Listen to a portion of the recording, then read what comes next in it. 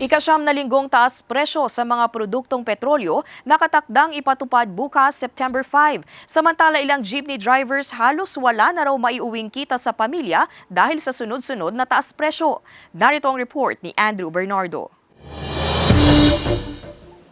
Bad news na naman ang sasalubong sa mga motorista ngayong linggo dahil sa ika-8 at ika-9 na magkakasunod na linggo, magkakaroon muli ng pagtaas sa presyo ng produktong petrolyo. Sa anunsyo ng mga kumpanya ng langis, aabot sa 50 centavos hanggang sa mahigit piso ang itataas sa presyo sa kada litro ng langis. Paliwanag ng direktor ng Oil Management Bureau ng Department of Energy dahil ito sa kakulangan ng supply ng langis sa international market na resulta ng production cut ng bansang Russia at Saudi Arabia. Bukod pa rito, pagbaba ng inventaryo ng crude ng United States base po sa report na nilabas ng EIA o Energy Information Agency na nag-end last August 21, bumaba nga daw po yung inventaryo ng crudo ng United States. Na ibig sabihin nun, meron silang strong refinery demand at the same time, nag-surge po yung kanilang export. Ang mga tsuper ng jeep sa Batangas City, dismayado sa panibagong taas presyo.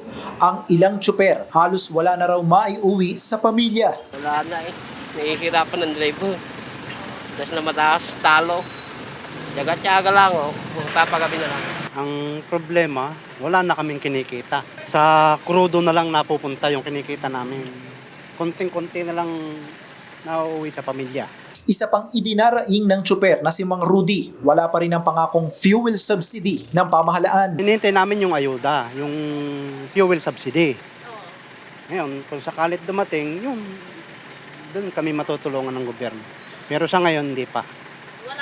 Wala pa kaming... Nauna nang sinabi ng Department of Transportation na sa mga huling buwan ng Agosto, uumpisa ng pamamahagi nito. Pero sabi ng Department of Budget and Management, marirelease lamang ang nasa 3 bilyong pisong ayuda para sa mahigit 1.6 PUV drivers kapag naisumite na ng Department of Transportation ang Joint Memorandum Circular na permado ng DOTR, DBM at DOE.